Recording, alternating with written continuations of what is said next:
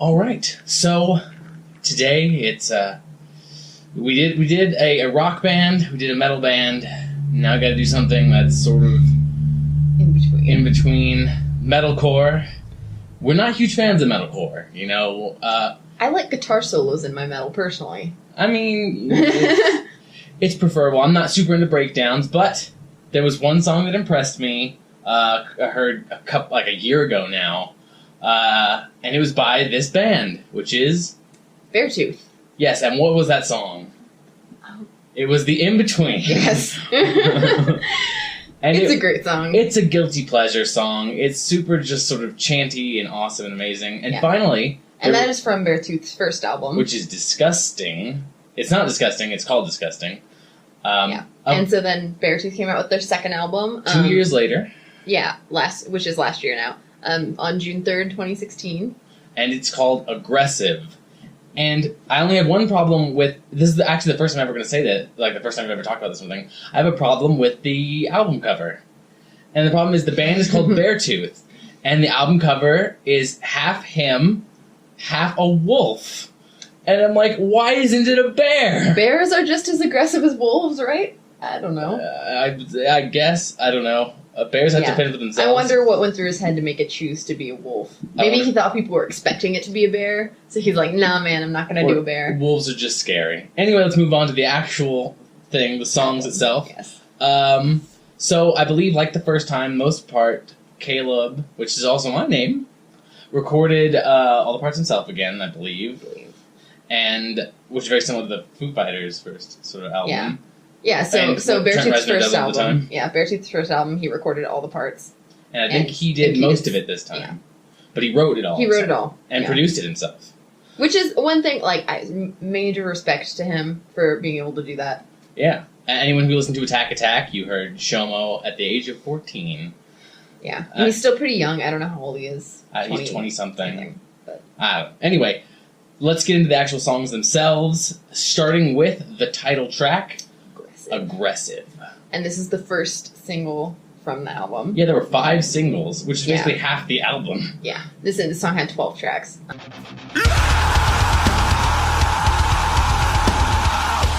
Alright, so what did you think of Aggressive? It was less aggressive than I expected it to be. Okay, well, I gave 1 or 2 listens to their first album, and considering that they're kind of metalcore, kind of hardcore, kind of pop-punkish, I didn't... did you know how aggressive to expect? No, I guess I didn't know what to expect, but I expect with a title called Aggressive that it's going to be fast and it's going to be heavy, you know? This isn't John Mayer's Aggressive. You know, he's very sort of soft and gentle sort of songs. But no, this song started off, in my opinion, you say it's not very aggressive, but I think it started off right on the right foot by doing a sort of demonic vocal layering thing, which is scary, but is also shorthand for evil. Yeah, see, I didn't... You mean like the little quiet intro section? Yeah, where he's like speaking and it's very sort of like... I didn't like that, demon voice because it felt kind of out of key to me, and it felt kind of like I would have preferred, with a song called Aggressive, I wanted to just start, you know? I see what you're saying, but I think the point was to be more scary. It wasn't aggressive, it was... creepy. Spoopy. Spoopy, yes. It was definitely that way. And that's why when it shifts into the chorus being very major with a really generic kind of chug underneath, I'm going to use the phrase generic chug a lot because metalcore is designed to be danced to, and it's like saying a 4 on the Floor song has a generic beat to it. It's because it has a sort of like dun dun dun dun dun dun. But that's what a lot of them Speaking of the beat, though, I had a problem with the drums in this song, in that there wasn't enough of them.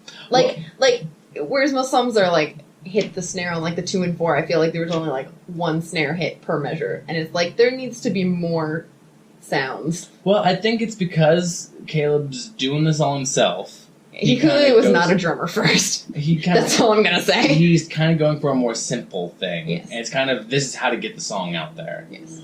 And... I'm just saying, it's the second album, he could hire a drummer. I mean, he has drummers for playing live, at least, so I don't know. The bridge is in that sort of demonic voice again that they had in the intro, and at that point, I think it's kind of done. I think introducing it that way was kind of like, oh, here we go, with a little bit, like, kind of fakey B-movie scary. I think it was like, oh, that's the tone he's going for. But then he brings it back, and I'm kind of like, okay, now you're just kind of wasting our time. And the intro riff is reused as the breakdown, and it's with some random notes in it, and it's just really short. Like I thought for like the first song on the album, which is the longest song, Aggressive is 4 minutes something. It would have a long breakdown that you're really supposed to dance to really start the party, because breakdowns are designed to be hardcore dance to, hardcore mosh to. That's what it's designed for. Yet when the breakdown was so short, I'm like, you really don't get the opportunity. It's just a lot of repeated stuff. And so honestly, I thought Aggressive was okay. Yeah, it was not the worst song on the album. No, by far. It's not the worst song on the album. I like this Not one. the best song on the album either. Oh, no. Solidly in the middle. And for 12 tracks, there's no middle, technically, because it's an even number. There's a middle section, though. Yeah. So, Aggressive, kind of wimpy. Yeah. Alright, so next let's talk about the big radio single that I hear all the time, even still, Hated. Lawless present! So, Hated. I didn't. Yeah. This song is good. Yeah, I like it. This song is quite good. I would say even though I hear it on the radio, like, relatively often. This was the 4th single released. Yeah, surprisingly. It's interesting for the second track on the album to be the 4th single. Yeah, I would say it's one of the more catchy songs. Oh, definitely. This, I would say, it kind of shows, if you listen to the first one, this is kind of in a more fun, aggressive style. This song is more aggressive than aggressive. It is, though. By far, I think. Especially, let's talk about that verse riff. Is awesome. I love that It's like riff. fast and... This one really brings in the sort of pop punk tempered by the tone of metalcore. So it elevates that pop punk sort of riff into something that actually is really, really fun. And I was also in the verse, his vocal style, like in previous songs, granted I didn't listen to the first album of Beartooth, so take that with a grain of salt, but like I'd only heard him sing like ultra clean, like the soft la da da ya da da, or the like screaming. And so I like in the verse of this where he's kind of somewhere in between. He's got like a somewhat Grady rock voice, and I'm like, yeah, there's not enough of that. And so I really like that his style singing on the verse. Well, no, I was gonna say. Speaking of that, this album I really feel is absolutely like some people like Asking Alexandria and people like that. Step hard in the metalcore and they stay there, and that's fine if that's what you want to do. I don't blame you. But if you like chugs for days, but this took a step, and this is the first step in my opinion into a more like hard rock metal sort of place, and modern heavy metal, modern heavy metal, exactly, where it's not like classic heavy metal, but it really gets that sort of energy and that drive, and that like you said, that sort of rock voice. He's combining his sort of metalcore screams with his more singing voice, because he's a very good singer, and he's a very good metalcore screamer. And when he combines, he's got a lot of variety to his voice, which I really respect. It's really interesting. That's what I said. This album, and we'll get to more of it later. This album really shows that he can do the metal if that's where he wants to go, and I really hope it is. And this is the first song that really shows that. And if he's doing the guitar, he's clearly got some chops going on, because he does some slides and some bends in the breakdown. The breakdown is very sort of it's very bendy, and I know that's par for the course when it comes to breakdowns, but it's just got some squeals in there. It's really good. Like I said, it's more aggressive than aggressive. It really does more with the guitar. It does more with the vocals. Yeah.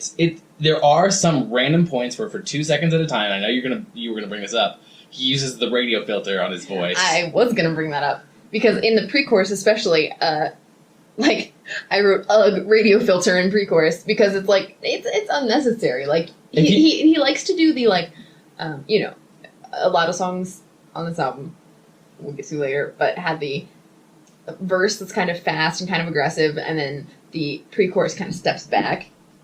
He likes to do that a lot, and then come in with a singable chorus. Oh yeah, he definitely quiets down a lot of his pre-choruses. And for those of you who don't know what a radio filter is, it's kind of like if you did like a sort of fuzz pedal for your voice. If you're talking over like a walkie-talkie. So yeah, sort of fuzzy, low quality, and it's often used for flavor. For everything. Yeah, it's used properly in like blues stuff, and I feel like Caleb just likes to. It's weird to say my own name and talking to someone else.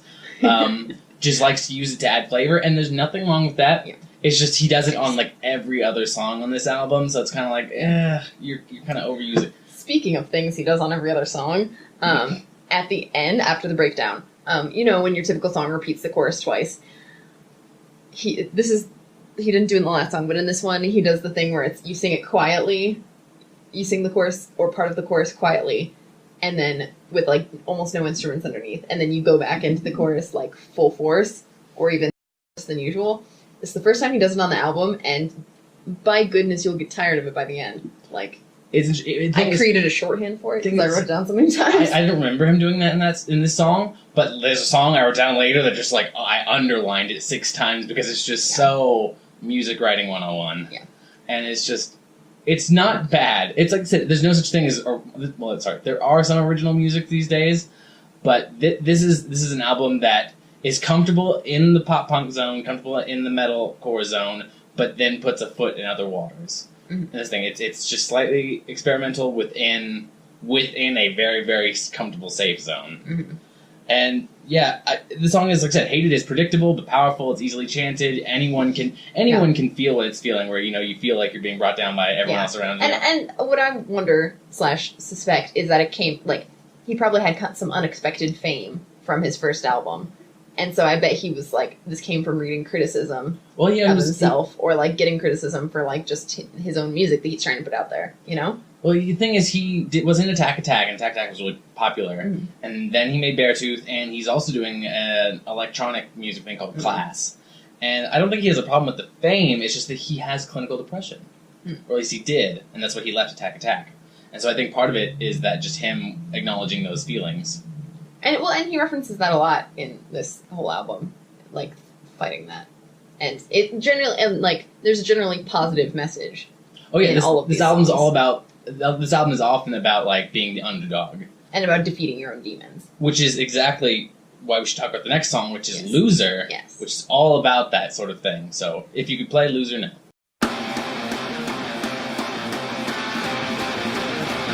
Loser. It's not one. Yeah, this is one of my favorite songs on the album. Yeah, this is a super great song. This is really, really energetic. Yeah.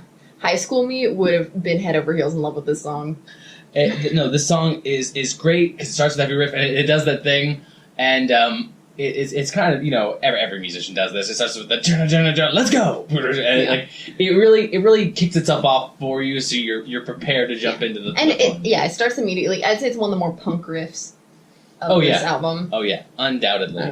And it's interesting. I really like his variety of vocal tones in this one. He's really, really sort of angry in the verse, but when it goes into the pre-chorus, he's doing like the hardcore screams as he's preparing to sing all about how you treated him poorly. Mm-hmm.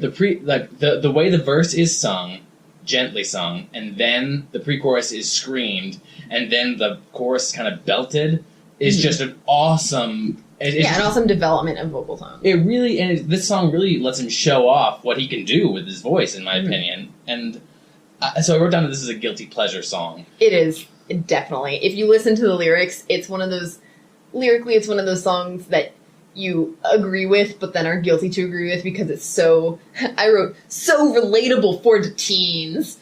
You know, and I also wrote, I'm not like other girls, because it's Oh yeah, we'll get to the bridge in a minute. Yeah, it says like I'm forgetting the exact lyrics now, I'm a little bit different. Yeah, I'm a little bit different. Like I think it might actually say I'm not like the normal kids or something like that. But I would say to go back real quick, the verse is great. The pre-chorus is awesome because of the screaming. The tone of the guitar is really great in this song. It's really kind of heavy. It's not like metal, but it's like hard rock heavy, and I really like that. But the chorus, except for the beginning of the chorus, it's not really easy to chant, I would say. And that's kind of, for this kind of music, because it's like, because the first part of the chorus is, I'm a loser in the background, da, da, da, da, da, da, da. And then it goes like these sort of losing my da, da, da, da, da, da. It's a lot harder to, as an audience, to like, if you put the mic out, you'd have a lot of people really confused and jumping around. Yeah, which is kind of different, like, because a lot of these choruses are very singable. Yeah, absolutely. And that's why I think the song is really good and why I think it's a guilty pleasure song, because to me it feels more skillful in a way. but in a way that most people our age or older are too aloof. They're like, I'm not. I'm too cool to think I'm the independent, unique kid, basically. Unique teen, yeah. But the fact is, you feel it. No matter who you are, you can totally feel this unless you are just a stone cold. Yeah. Or unless you're one of those kids who's like one of the popular kids who like actually feels like they're on top of everything, which really, do those people exist? I don't think so. I think we all feel like a little like we're the odd man out sometimes. Yeah, oh yeah, we all. Are we writing a metalcore song right now? Sometimes I feel like the odd man out. Someone's gonna take that and make that into a song. But here's the thing: we all feel like that odd man out. But the guy in this song is kind of a dick. So he's like, the bridge, which we'll get to, I hate the bridge of this song. It's so boring, it's so repetitive, and it's what really drops this song's quality for me. This would be my top 3 if it weren't for this bridge. Because the bridge is just him screaming, I'm a little bit different, I'm a little bit different, I'm a little bit different, I'm not like the rest, I'm a little bit different. It's like, okay, we get that you're different. You're Mr. Special Face. Yeah, it's the point I'm trying to make. And the chorus, he says, my worth is more than your worth. No, it's more than your words. Oh, I thought for sure he was saying my worth is more than your words. I thought that at first too, and I'm like, that's kind of debaggy to say, but then I realized it's more than your words. Okay, did you look it up? No, I didn't look it up, I just... Oh, so it still could be. It's more than your words. That makes a lot more sense. Okay, yeah, because I thought for sure this was he's just a huge D-bag. No, it's my worth is more than your words. Okay, so it's taking people who are making fun of you and being like, nah, man, I'm a human too. Like, it's interesting. This song was one of the singles. Also, it was either 2 or 3. Yeah. After Aggressive, and I think if I'd have heard Aggressive, I maybe wouldn't have picked up the album. But if I'd have heard Loser, I'd have been like, I'll pick it up when no one's looking. Yeah, I'll pick it up when no one's looking. Like, you'll stack your Megadeth, you'll stack your Anthrax, you'll stack your Arch Enemy on top of it. And then you'll put Beartooth on the bottom and you'll buy it. Yeah, and you'll be like, I am buying this whole stack of albums. Yeah. Yeah, but the fact is, this, like I said, Guilty Pleasure song was the first thing I thought of, and that's exactly what this is to me. Yeah. Which is a shame, because the next song, I'm just really kind of okay with, and that's Fair Weather Friend.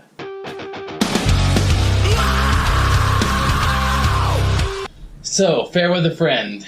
I'm a fair weather friend of this song. Oh, snap! Break it down. Yeah. So this song, I literally wrote the words, meh, it's okay. Yeah. I was really hopeful at the start because it's like the riff comes in really heavy at the beginning. It's like so heavy at the beginning, and I'm like, yeah, this song's gonna be great, and then it kind of backs off for the verse. Well, you see, the verse riff is kind of just, I would say trim picking, but it's just chord strumming. Which for the rest... boring. But boring. It's like 4-chord stuff. And the chorus riff is also 4-chord stuff. And yeah. Also, speaking of the chorus, he does not enunciate the word weather. He says, fair weather, friend. Fair weather, friend. Like... Yeah. I would say, all in all, this song feels kind of... Not late. It's not lazy, but it's just... There's nothing to it. It's aggressively generic, I would say.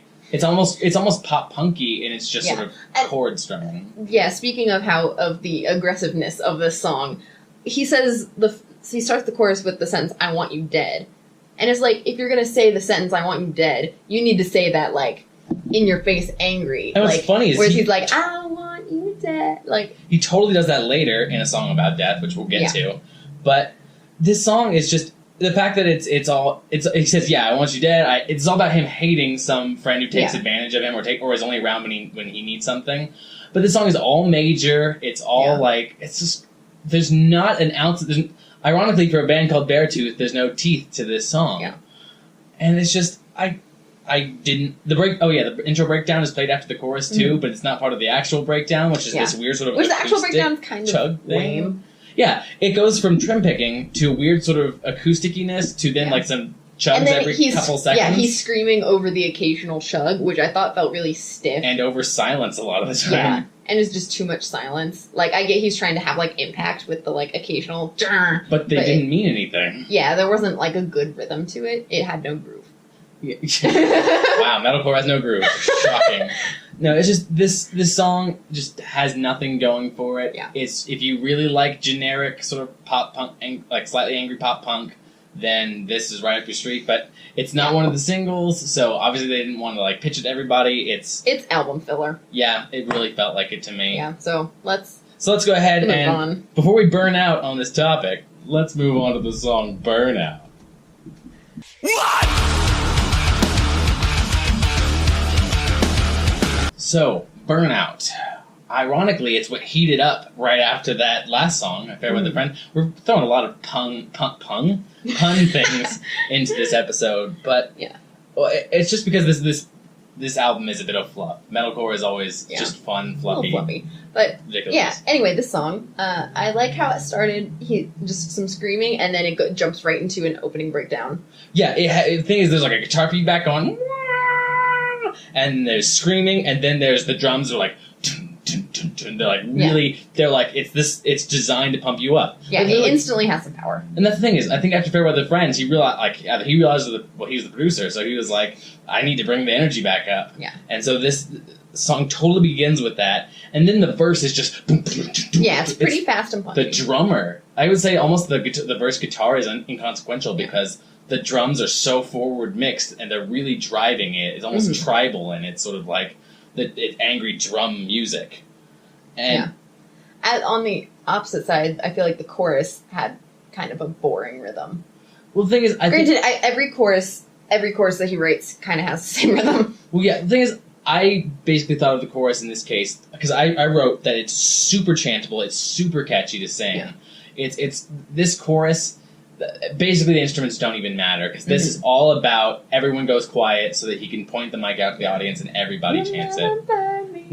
Yeah, this is 100% the audience interaction song. Yeah. So, in my opinion, and he's hitting on that same theme that he keeps driving home of like staying positive and overcoming your demons. I keep saying that, but like that's Caleb's thing, just like how politicalness was Body Count's thing. Yeah. In our previous review. So positive. Like, he even has the lyric, actually. The lyric, quote, "It's getting hard to write negative songs." And it's like, did you ever write negative songs in the first place? I feel like no. Well, no, like he wrote, you didn't read it, but he wrote Beaten in Lips, which is about abused kids. And he wrote, I think Between the Lines was also sad. I mean, all these things are kind of angry. Like, Fair Weather Friend is kind of negative. And yeah. But I feel like most of his songs, even if they mention negative things, they like have an overall positive. Oh yeah, like, well it's the major choruses. That really, all the choruses are just so like uplifting sounding that it's hard to have negative lyrics, as he says himself. Yeah. So my problem with this song, because it was a good song, Burnout is a very chantable, it's very easy to sing. It's very fun to sing. If you're in a group of metalcore friends, you guys will love this to death. Absolutely, you guys will chant this one all night. But it does get really repetitive. He keeps saying, you gotta live free, you gotta live free, you gotta live free. And every time I kept wanting to like, or die hard. Like just about to say that. It's like and it's all I could think about the whole time. And I'm like, I know I'm a movie buff person, and I know you're not. So that's why it's odd. I was like, she thought live free, die hard? I mean, that's just a famous line. It's just no one says live free by itself like this song. It's kind of odd. Oh. But all in all, this song's kind of repetitive, but the chorus really makes up for it. Yeah, it is a good chorus. Yeah, so it's easy to sing, and all in all, it does at the end, repeat the chorus softly, and then repeat it hard. It does do that? It does do that. I wrote it down. So far we're on the third song that does that out of 5 songs total. Ah, well, I mean, he has a comfort zone, and occasionally he escapes it, but Burnout is solidly in his comfort zone. There's nothing experimental, there's nothing pushing any envelopes. Yeah. There's nothing crazy going on here. Burnout's just a good song. Mm-hmm. So, with that. Which, it's funny, because you won't get sick of it, but the next song is Sick of Me. Sick of Me. What'd you think? It was alright. I liked the vocals in the verse. They were similar to Hated with that hard rock vocals, which I thought was good to bring that back again. And the theme of the song was very positive. He's saying, I used to be sad, but now I'm not. I'm always a good sentiment. Yep. Well, no, he's saying, like, sick of me. I'm sick. He says, I'm sick of who I used to be. It's interesting that you talk about the vocals and the verse being hard rock, because the intro is kind of really cool. It's like, it has a very sort of it has this sort of really interesting rhythm and shows like a bunch of guitar skill. But then during the verse itself, it's very much sort of like trembling. It's like well, because I think he's of the school of you should listen to the lyrics during the verse, and so the guitar should be very simple. Well, it's interesting because he goes into that hard rock vocal for the verse, and then he goes into a sort of almost scream sort of pre-chorus. But then, and we both, I think I recall looking over at you while we were listening to this when we were listening. When it literally goes from like an angry hard rock thing into a ballad. Like it's so hardcore ballad. In fact, I said that this is the in-between of this album because of that way it just transitions from like... Sick of me, sick of the way I used to be. Yeah. It goes from like hard rock to ballad instantaneously, and I'm just like, whoa, oh, God, I like the melody of the chorus, though. It's a good melody. Well, I wrote that this is probably my fourth-ish favorite song. This was the last single of the album, and this is just very good. This shows up. I would say this shows off what Disgusting, like his last album. This is focused, like if they boiled Disgusting down, this song is condensed to Disgusting. It's fun to talk about albums with their name. Well, his EP was Sick, and then it was Disgusting, and now it's Aggressive. He likes one-word titles, I guess. He does, indeed. Yeah, the thing I didn't like about this song was the bridge. Oh, it's full of weird clicking noises. There's weird percussion right before, like at the beginning of the bridge. I'm not really sure what is being hit, but it's something that's not drums.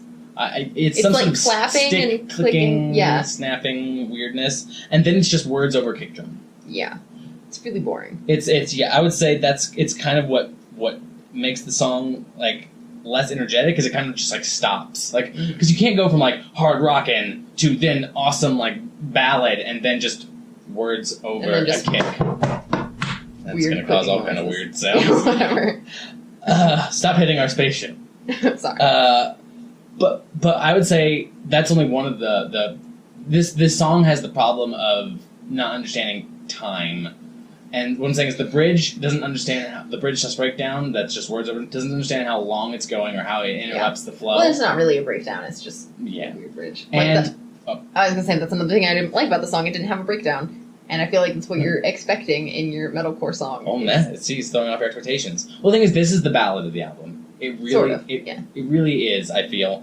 Because the chorus, which is the ballady part, is a double chorus. It goes on and on and on and on, and it's so long that it's just like, and it's like a double chorus with different words in it. So it's like, I understand if there was like the same words and you really wanted the audience to flip up their lighters and really go back and forth, but it's just not that way. It's just so hard to remember all the words of the chorus. Yeah, it's just so long. Like I said, this song, I really dig it. It's like I said, it's my fourth favorite on the album. I really like it, but it doesn't want me to like it. Yeah. And all in all, I'm just like, it's missing a lot, but it's made of so many good parts that I can't help but enjoy. So that's all I can say about that. I definitely wouldn't have it censored, which is the next song on the album.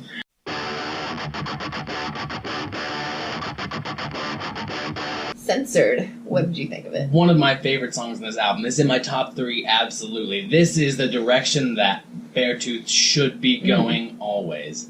It's not my favorite, as that song is coming up, and I know it's your favorite too, because my tastes are so similar. But Censored is great. It starts off with like this sort of... I'd say it's one of the more punk songs. Oh, definitely. Yeah, it's got that aggression, that sort of whatever, fudge the man, obviously censored, you know, it's You're never gonna censor me! Or whatever. Yeah. So it starts off, funnily enough, I was reminded of sort of a thrash sort of idea, because it starts off with all the left panning on the guitar and then brings it in right, and the tone is super crunchy on this song. Yeah. He really cut the mids on this one. Yeah, and it starts out pretty fast with the intro, and then it stays just as fast in the verse, which I like. It wasn't just a tease. Yeah, the verse is it's punk in that way, and that the it just stays fast. It doesn't cut back at all, which so many songs do. Whereas like the intro is so aggressive, and then like the verse is just like, oh, never mind, we're gonna leave that riff behind. Yeah, no, this stays pumped up and fast. And I wrote that the verse is angry. It's mostly screams, a lot of repeated angry phrases. It's awesome. It's exactly where that sort of metalcore's ideas and attitudes, but in a so much more aggressive, sort of punkish way, and I really liked it. At the end of the verse, pre-chorus section, there's like actually a sick drum fill. Yeah, like, right. Which I was surprised about because like. I don't know, like the drums in the whole album were very hit or miss for me. It's like sometimes they're like really, really boring, and then sometimes it's like, oh, gonna throw in a sick fill, and it's like, so you can play the drums, okay. Mm-hmm. Well, no, I was gonna say the chorus. It was a love-hate relationship with the chorus, because the verse and everything's very angry, and then the chorus kind of slows down a little bit, and it's clean and screaming, kind of layered together, sort of weirdly. It's just like it's got his characteristic hope.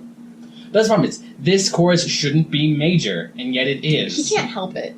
That's the thing is, the verse is very like, I'm angry at everybody, I'm gonna attack. And then the chorus is like, you're not gonna censor me. Yeah. And it's like, no. And it's like, the message is still the same of like, yeah, you're not gonna keep me down, I'm gonna say what I want to say. But then it's more in a kind of whiny way.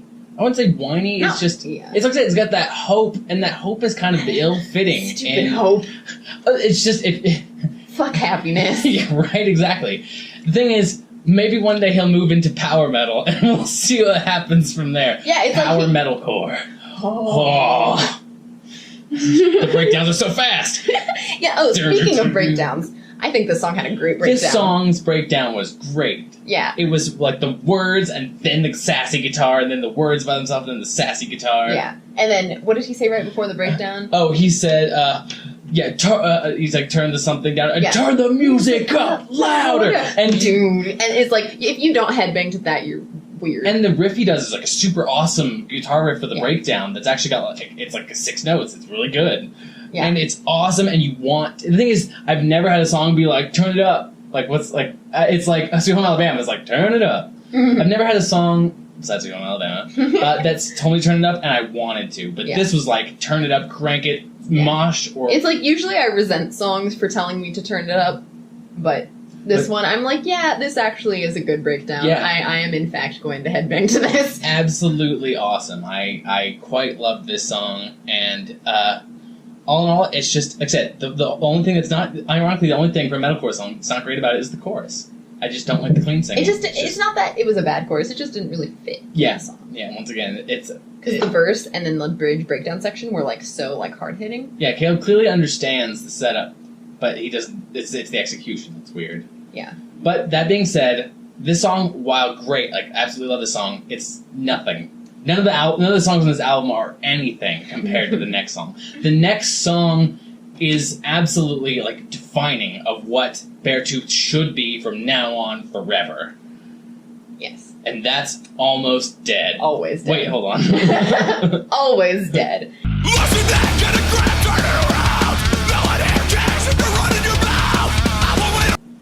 So, Always Dead. What did you think about that? Within 5 seconds, I knew it was my favorite song of the album. Absolutely. I knew as soon as it started, not like 5 seconds in, I was like, not only is this my favorite song, I know for a fact this is Erika's favorite song. Yeah, it started immediately. Immediately it was like, fast guitars, and the words started like right on the beginning. It's as hardcore punk as this album gets. Hardcore punk / almost thrash. Yeah, like I would call it crossover thrash. Really, yeah, because it's fun. All it needs crossover thrashcore is what I would call this song. It's crossover thrashcore because it doesn't have a solo, which is its only flaw. Huge flaw. But the fact is, it's almost the same speed and style as God Hates Us All by Slayer.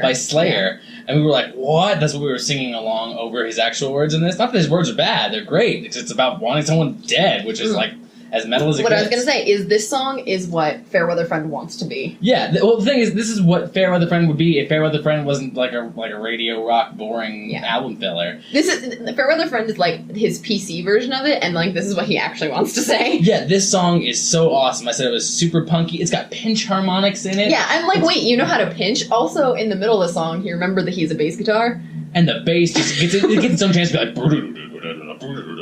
And you're like, yes, this tone. I love everything about this. The guitar is great. Oh yeah, and there's some moments where it pans all the way to one side or another, which makes me think thrash, of course. Exactly. This is what I was saying earlier.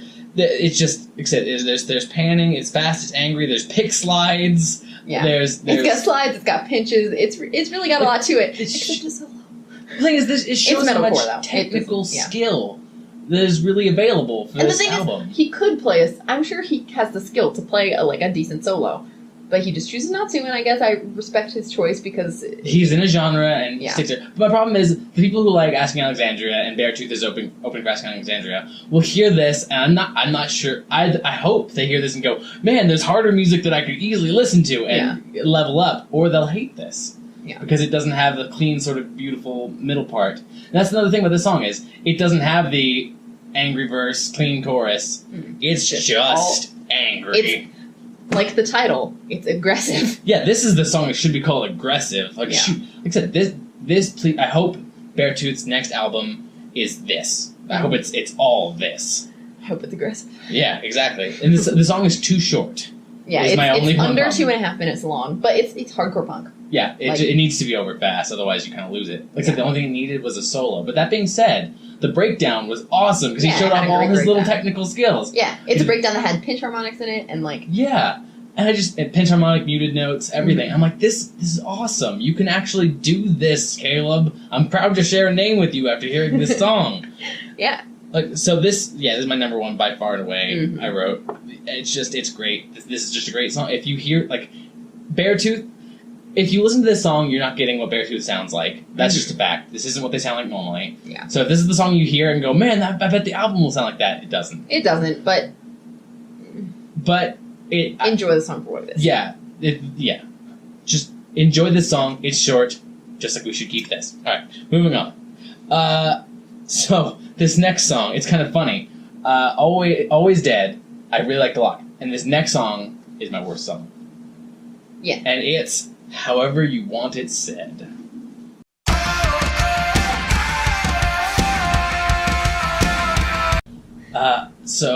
However You Want It Said, this is a bad song. Yeah, I'm about to say, however you want to say it, there's no way to say it positively, so Abraham Lincoln, I believe, said, don't say it at all, or someone, George Washington, whoever. So we'll just skip this one. No. The fact is, this and Fairweather Friend feel like the filler of the album. Yeah. This song especially, this is, like, we both wrote, I wrote bottom, worst. I wrote least fave. And the thing is, it starts... I was going to say, another thing we both wrote. Well, I was going to say, it starts off in, like, the most, like, I'm shocked that he's the sole producer, because this song seems like it was made by a committee of musical executives. The thing it's got is what are called millennial woes, which is the whoa, whoa. It's the first, third, and fifth, or whatever, woes. In other words, it's easy for the crowd to chant, which means that it gets in a lot more fans and it sells really well. That's why, like Disturbed recently just released a song that goes, whoa, whoa, where he did that too. And Millennial woes. Millennial woes. They're everywhere. They're everywhere. They're in all your pop music. They're in your metal music. They're in everything. And the fact is, this song begins with them and ends with them in what is perfectly described as a horrible sandwich. The verse is a generic 4-chord riff song. And the verse kind of starts out with this, he uses kind of a weird singing style that he didn't... I literally wrote, when he's not screaming, he doesn't even sound like himself during this verse. Yeah. I remember I looked over at you when you looked over at me, because we're both just like, is this even him? Yeah, he just sounds very odd. Yeah, during the verse. It feels like this isn't his song. It just feels like it was supposed to be... It feels like someone else wrote for him. Exactly, and so when I looked down to see if there were any other writing credits, I was looking at the credits, or if there was featuring someone, and no, it's just... Like I said, this feels like a team of musical executives wrote this for him. This should have been a B-side. Should have left it off the album. Honestly, yeah. Like this and Fairweather Friend. Fairweather Friend is better than this, but both are the bottom of the barrel. Yeah. And the breakdown. Yeah, the breakdown is stupid. It's so discordant. It sounds like he hit the wrong note on his guitar. It's some deathcore nonsense. Yeah. No, it's like tech death almost, except not tech. Yeah. If there was weird amelodic nonsense that was just designed to shock the viewer, I guess. That's what it feels like. This song makes you kind of sleepy because it's kind of boring, and then when the breakdown hits, you go. You can't dance to it because you're just so confused. You're dancing a beat. It's very amelodic. It's very confusing, and then when it goes, it feels like almost. That's why I said this feels like very music, by a council of musicians, the Jedi Council of Musicians, because it feels like maybe Caleb wrote that breakdown and be like, oh, look, it's weird, I want to use it. And then they were like, well, in order to make it okay, you have to make the rest of the song kind of generic and include millennial woes so that people will still like it. Yeah. Like that's. But then it just feels really discombobulating. Yeah, it feels really out of place. Like I said, it's like that awful sandwich, and in the middle there's just like a razor blade. Yeah. So always check your candy, kids. So I know this song is by far and away my worst on the album, and I think we should move right on. I wouldn't say to a much better song, but find a way to move on. Gosh, there's nothing but puns.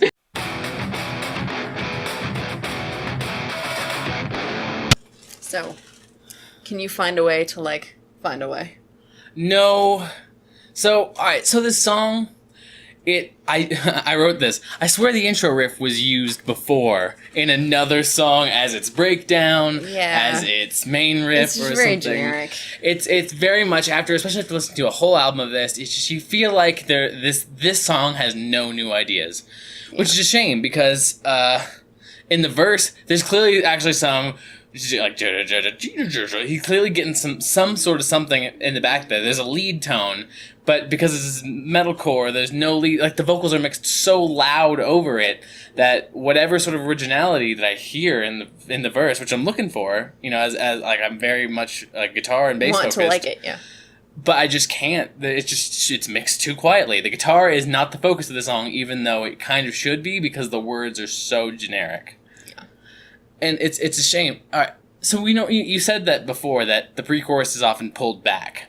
Yeah. And this song is pulled back so far you can barely hear that it. There's nothing. Like I wrote, there's big pause before the chorus. Like after the verse and pre-chorus end, there's just a okay, chorus. And then, but here's the thing: the pre-chorus there are words. It's just they're so quiet. Like it's funny because the vocals are mixed really loud over the verse riff. Even the verse riff sounds like it's pretty cool. And then the pre-chorus is like, and you're like, what? Yeah.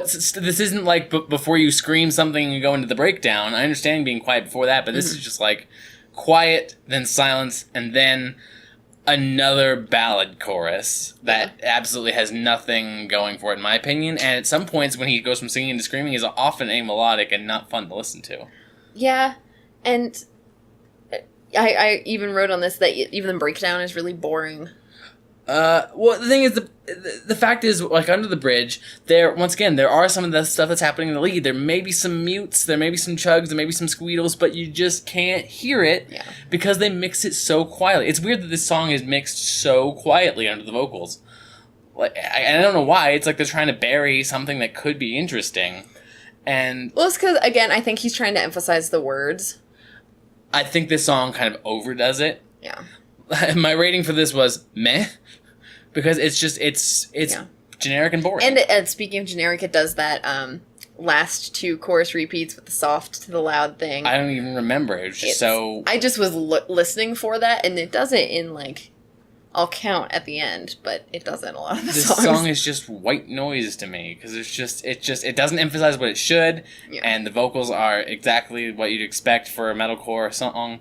This is like I said. This is not the worst. This is not nearly as bad. It's filler as Fairweather Friend or as what was that even called?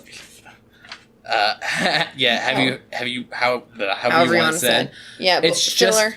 It's a little bit disappointing because you're like Caleb can do so much better. Yeah, and so all I can say when I think about this song is that rock is dead, which is the title of the next song.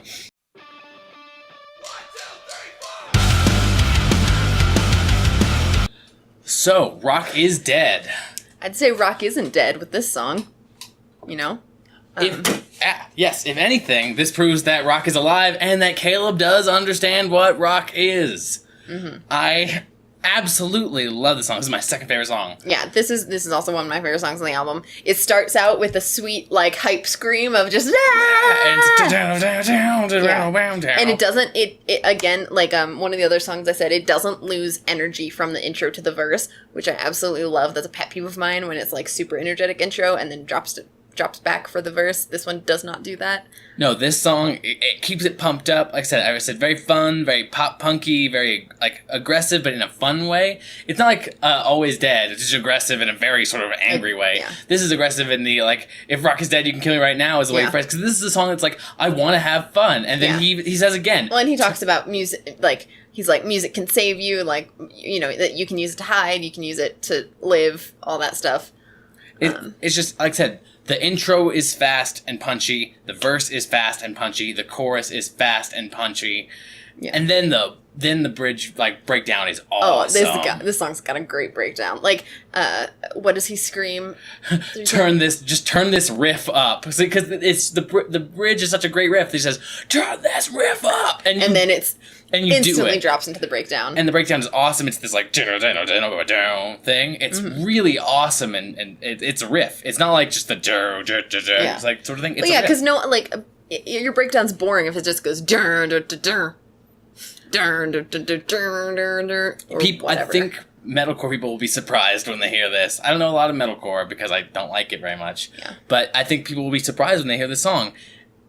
And speaking of surprise, at the end of this song, there's what I'll almost swear is a guitar solo. I wouldn't go so far as to call it a guitar solo. Oh, please.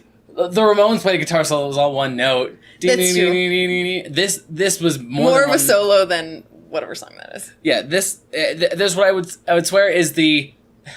It's got like 4 notes. Yeah, right? Well, the thing is, it feels like Caleb going, I mean, I'll just throw one in at the end, just one on the album, just to see how it goes. And I think he should water that beautiful flower. Yeah. It showed some signs of it was promising. Yes. But it was a little, like, I mean, it still was just the same, like, little section repeated like 3 or 4 times. Yeah. But it had some lead tone, and it sounds like it could have been a guitar solo. That's the thing is, it showed... This song had the lead actually turned up. It was like the song had the right balance. It had the right speed. It had the right power. Yeah. Everything about this song is great, which is funny because it's Rock is Dead, and it's totally like so dead. Awesome. My only qualm with the song is the section between the pre-chorus and the chorus. There's a big like section almost like as long as the pre-chorus of just like no vocals, and it's kind of like drops back down into low energy, and it's like a build-up, but which is fine. Like, I like the build-up, but like it's so long that like repeating it several times in the song just is too much, in my opinion. Well, like, I mostly agree with you. I think the fact is it just doesn't. This song is so charged and full of energy that it needs a break. One, it needs a break, but 2, it can't be stopped. This song is just it's powerful for Caleb. You know, for Beartooth, it's a powerful song. Like, everything Body Count has ever made is more powerful than this. But this is still, it's driven, it's aggressive, it's got a good guitar tone. The guitar tone is great. I love the sentiment of the whole, like, you know, if rock and roll is dead, kill me right now because I'm going to party all night long, etc. It's definitely got the feeling of a person who loves rock and roll, even if they don't make it. And we can all respect that. Yeah, even if they don't make it, which he doesn't really, but it's... I mean... Metal is rock adjacent. Well, this one's more pop punky. This is more Joan Jett in the Bad Reputation era. That's true. This is how I would say it. I really like this song. Absolutely. I do too. And I think if you the thing is, if somehow, some way, they're not both singles, but if you listen to this song and then Always Dead, you'd be under a weird impression of what the rest of this album is. Because the rest of it is not like this.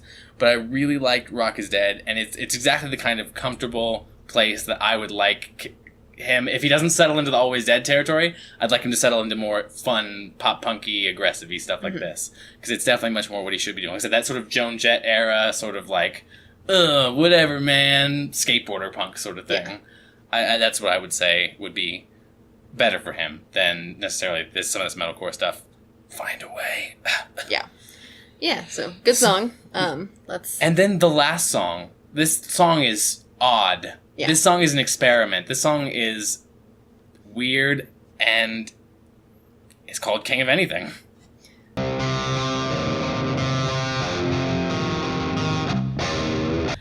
King of Anything. So this song is definitely the standout oddball of the album. Yeah. By far and away. It's really, the whole song caught me as an intro to another song. Well, that's interesting that it's the last song on the album, when I feel as though this is kind of sort of like the buried mid-album sort of experimental, I'm just trying out something. To me, it felt like it should have been the first song on the album, because I really like the riff a lot, the do-do-do. It's bluesy. Do-do-do-do. Like, it's got a sweet bend in it. Like, I really like that riff there, and it's very soft, and he doesn't get into the screaming until the last quarter of the song. It's only a 2-minute song, but... Yeah, the song is super short. It takes him a while to get to the screaming, which is nice. This and it is felt slow. It felt like it was going to...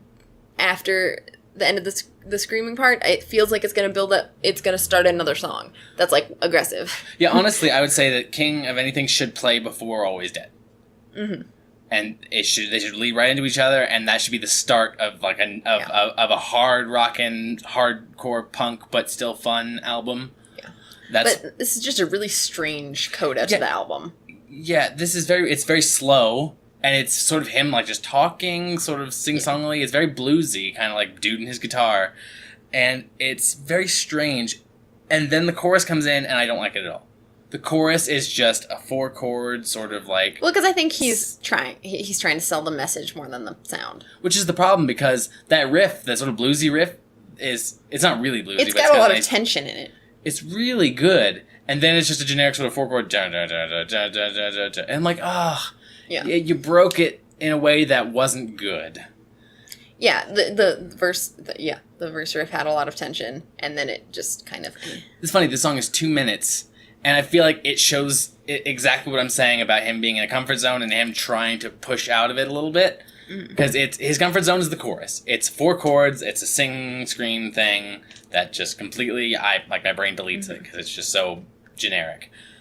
But then the bluesy sort of talky riff is like, that's cool, that's unique for him, that's great. And then it's gone. Yeah, and then the song ends. And then it's the end of the album, and then you're like, what? Yeah, why would you make the last song the experimental song? Yeah. Yeah, I mean, if we're going to end on, I know this song should not have been the last song. Yeah, Rock is Dead, I think you could have put as the last song. And that's kind of, like, meaningful, Rock is Dead.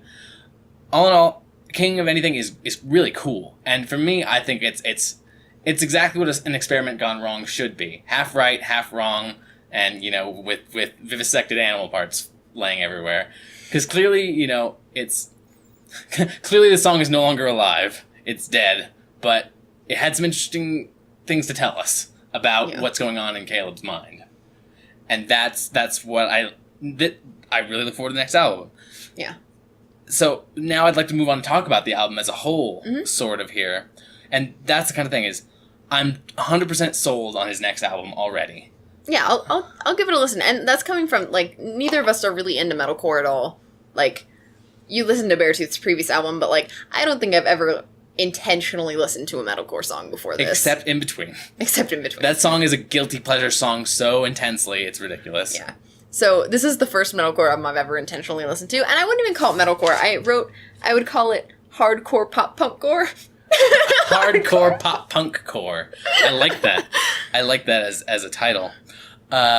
It is totally that. It doesn't have a lot of the metalcore tropes, like the sort of solo that's just it's got breakdowns all the time. Like, that's the metalcore trope. It has consistently. But it doesn't have the overwhelmingly loud drums. It doesn't have the solo that's... Yeah, it doesn't have any solos at all. It's got that one. That's... It's just... He's got the voice, and this album definitely proved it, where he could do hard rock if he wants to. Yeah. He's clearly getting there. And he's still pretty young, so his voice still has a bit of youth to it. Yeah.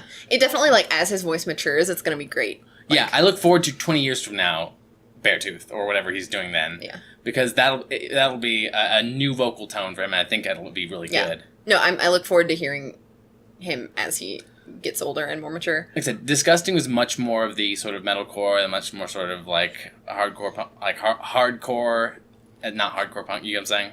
Hardcore sort of stuff. And this album felt like he was really trying to, he's really trying to test the waters. Yeah. And that's what makes it so, that's why this album I rate so highly. Because it's an artist doing exactly what I want them to do, which is to try and get better. Mm-hmm. Even if you're just getting better at the where you're comfortable with, like better at metalcore or whatever. It's like, Kill 'Em All is a great album for thrash. And then you see Red Lightning, and you're like, oh, this is a better album for that. And then you see Master of Puppets, and you're like, oh, it's the same thing, but it's just so much better. Yeah. And that's what I'm seeing sort of Caleb do here with Beartooth, is that the first, like, the Sick EP was very metalcore, then Disgusting was metalcore, and it was definitely more skilled, it was definitely more like a big sort of, a fully fleshed out ideas. And this one is not just fully fleshed out ideas, but ideas that experiment, that have grown legs. But saying that, I would say a lot of it is a little generic and forgettable. Yes, let's talk about, real quick, the bottom 3.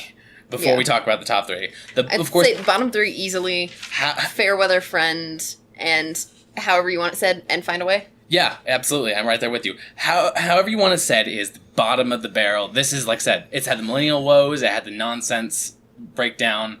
It's just a bad song. Like, this isn't even... This is Seaside, if there is such a thing. Yeah.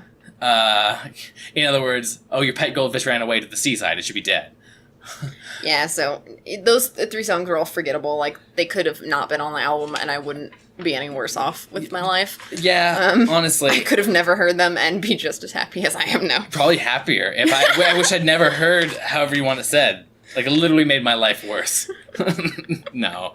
It's just there's nothing to it. And it's just, if you hear those 3 songs, don't let that... Don't judge the album based on those songs. Like, literally cut those out of your iPod immediately. Don't even listen to them. Yeah. But that being said... on the other side... Top 3. Let's talk about the best 3. My top 3 is absolutely number 1 is Always Dead. And I know that's your number 1 too. Because it's awesome. That's some thrashing business. It's very much crossover core, like you said. And I really... I want him to follow that. I doubt he will. Yeah. But I want him to follow that to its conclusion. And then number 2 is definitely Rock is Dead, for me at least. Because once again, it's very fast, it's very punky, it's very rocky, it's very much, it's fun, yet intense. And I love it in the breakdown. I'm not a huge guy for breakdowns, but that breakdown with the riff in it is just so good. He yells, "Char this riff up!" And I'm like, absolutely, I want to. And then finally, it was kind of an interesting one. I wasn't sure what to do for 3, but Censored is because it's angry, but it's not as fast or as thrashy or as whatever as the rest of them, but it definitely is this. No, I definitely 100% agree with your top 2. Always Dead, easily the best one. Yeah. And Rock is Dead, also great. I like Death, personally. Scream Bloody Gore is a great album. Yep. And then my third one, Censored was good. I would also say Loser was also really good. I'm kind of torn. I don't know which one I would say is my number 3 spot, but I'll say those 2 tied for 3. But yeah. Loser is totally guilty pleasure song for me because it's the teen girl inside me who's like, yeah, I am special. I'm so different than everyone else. So in the end, would I recommend this to someone else? No. I hate to say how much with all the stuff that I like in this album, no, I'd recommend just a couple songs, just my 4 favorite songs. I'd recommend those. The thing is, I get the singles. Like, literally, the singles are almost everything I mentioned except for Rock is Dead is not a single, or is I don't think it is. I would be like, hey, here's the singles, here's this. Just listen to those. The rest of the album, kind of forgettable. So honestly, the rest of this album I wouldn't recommend to other people too much. Honestly, there are better albums if you want something thrashy. There are better albums if you want something crossover. Caleb's still in his experimental phase, and this is a good sign, but this album, it's not going to be the top of anyone's I look forward to list. his next album, though. I'd listen to it. Yeah, absolutely. I think the next album is going to be his Master of Puppets, where the first album is like, oh, it's rough, second album, oh, it's way better, and the third album I think is going to be his, coming of age. It's like, yes, this is what he's going to be forever, maybe. Yeah, so... It's definitely sold me on him. What would you rate it? This album, I hate to say that it's bad or good. It's about a 7 for me because it's better than most metalcore you'll come across. Yeah. But the thing is, like I said, once again, I wouldn't recommend it to people because it's not there yet. The thing is, would you is that just your bias against metalcore talking, or is that? If you knew somebody liked metalcore already, would you recommend it to them? Yes, that person. I'd recommend it to just someone who I knew for a fact beforehand was a metalcore person. I wouldn't recommend this to one of my friends that I know is into other genres. This isn't going to sell you on metalcore. That's what I'm saying. This isn't going to sell you on metalcore. Nothing will sell you on metalcore. But. No. This will sell you on metalcore, and that's why I wouldn't recommend this to anyone except someone who already likes metalcore, and then they're just going to like it anyway because it's just solid. Yeah. All right. Yeah. We've been very critical, because everybody's a critic, including us. Bye-bye.